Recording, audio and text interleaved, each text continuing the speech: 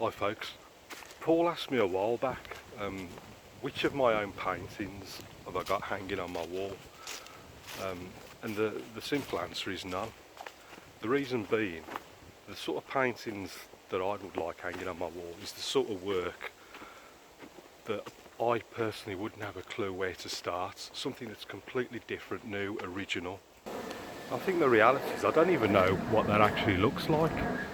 I like a lot of, whenever I paint, I'm trying to create a sort of semi-abstract watercolour, often in a sort of an oil effect. I see paintings in galleries online a lot that I think look fantastic. I don't know how they do them.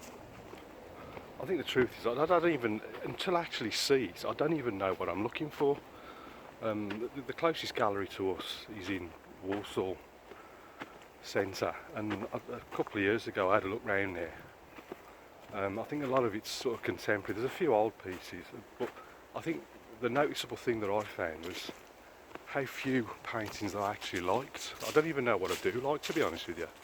And I think that's the main driver for the approach I take with my watercolours. I'll start painting, I don't plan a thing, nothing. I'll have a quick look at the reference, but I don't know how I'm going to actually approach it until I've started.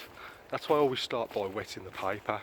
Straight away I'm into a loose feel, and then I just sort of try and go with the flow. And 9 times out of 10, you end up with something decent, presentable, but it's never quite what I was trying to achieve. What it was that I was trying to achieve, I'm never quite sure. I don't really know until I see it. That's why I go with the sort of happy accident style. Just let a lot of the detail just happen by chance. What I do know is you get more experience as a painter. You're always trying to improve on the contrast, the lights and the darks. One good test I always have before I go to bed with the lights out, I'll look at the painting I've done in the day. And if I can see the main shapes in the dark, then I know the contrasts are there or thereabouts. I think a lot of the time you don't realise how difficult these paintings are until you give it a go. I've noticed the same sort of thing with photography. There must be 1,000,001 people try photography, and you take these photographs and you think, well, why doesn't my photograph look as good as that professional piece that I've just looked at? I think it's the same with paintings. A lot of it just boils down to experience. I think a lot of it's like life in general. I always remember as a kid people saying, oh, if I knew then what I know now, older generation. I think a lot of it is stuff you can't actually teach. You just have to experience it.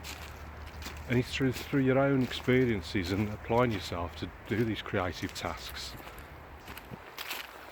You eventually, something just clicks, and eventually you sort of reach that point where you think, well, why didn't I do it like that before?